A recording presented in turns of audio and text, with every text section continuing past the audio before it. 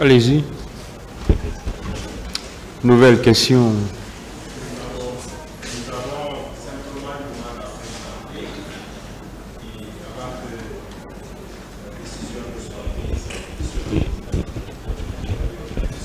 Allez-y.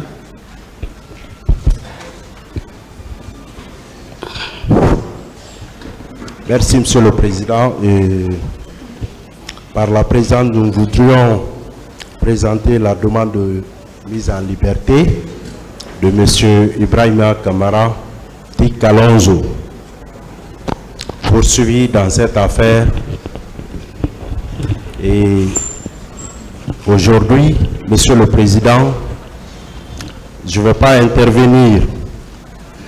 Je vais simplement laisser mon confrère, Maître Hassan Kaba, présenter dans un premier temps les moyens qui sous-tendent cette demande de mise en liberté pour que le tribunal puisse examiner l'agrément. Il n'y a plus de questions pour M. Baldi.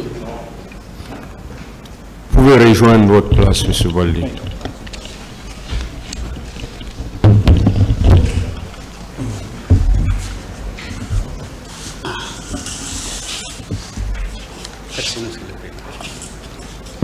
On vous attend, hein? Allez-y. Merci, Monsieur le Président, de me donner la parole. Je m'adresse à un grand tribunal, Monsieur le Président. Un tribunal, pas parce que c'est celui du tribunal criminel de Dixim, mais par rapport aux magistrats qui composent ce tribunal, Monsieur le Président. À savoir vous, Monsieur le Président, et vos deux assesseurs. Monsieur le Président, le procès du 28 septembre est un événement malheureux dont nous sommes à la recherche de ceux qui ont les plaidoiries. Hein? Allez-y directement avec la demande que vous voulez formuler, s'il vous plaît. Oui, Monsieur le Président, par rapport à cette demande, nous vous présentons une demande de mise en liberté de Monsieur et de colonel Ibrahima Kalonzo Kamara pour deux raisons. La première raison, c'est lorsque les accusés ont défilé devant votre tribunal. Les propos à l'égard du colonel Ibrahima Kalonzo Kamara ont été à la fois marrants et désolants. Marrants pourquoi?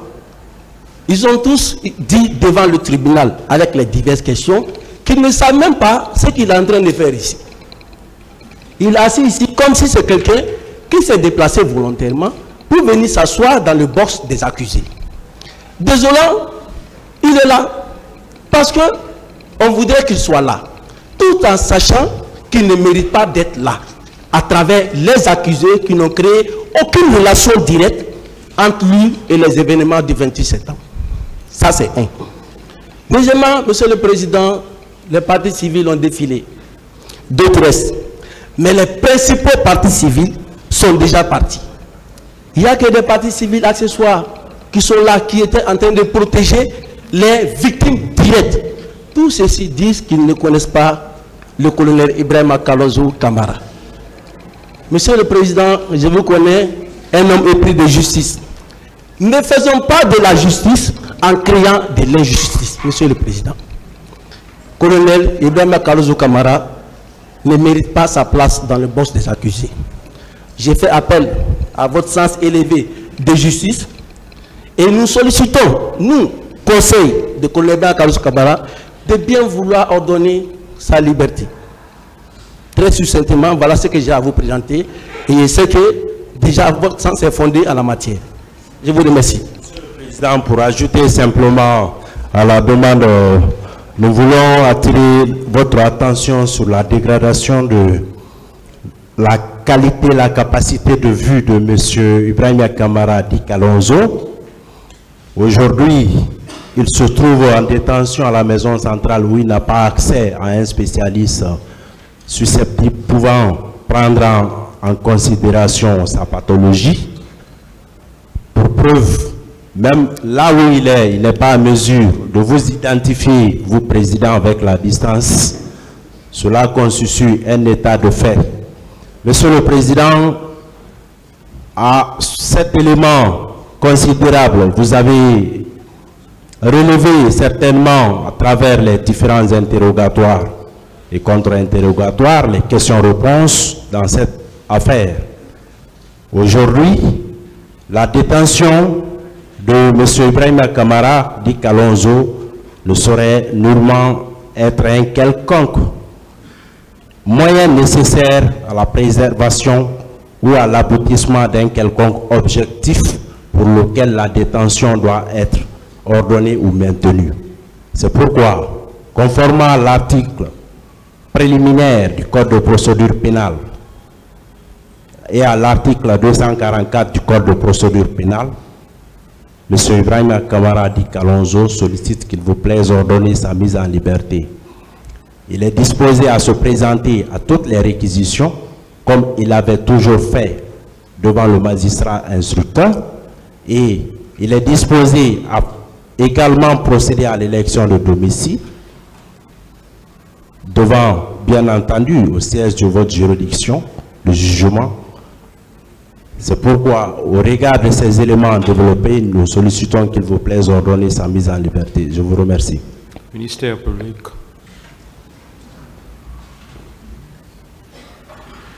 Président, merci honorables assesseurs. Monsieur le Président, le ministère public a suivi avec un intérêt particulier la demande de mise en liberté sollicitée par la défense de M. Kalonzo. Au motif, Monsieur le Président, que sa détention n'est plus nécessaire pour la manifestation de la vérité, mais également au motif qu'aucun accusé ne l'a cité nommément dans cette affaire. Monsieur le Président, à ce stade de la procédure, votre tribunal a encore des mesures à faire. Notamment, nous sommes en phase d'audition des parties civiles. Et cette mesure, Monsieur le Président, suit son cours normal. Et il conviendrait, Monsieur le Président, de relever que ce n'est pas le fait par un accusé de ne pas citer un autre accusé qui constitue un motif de sa mise en liberté. M.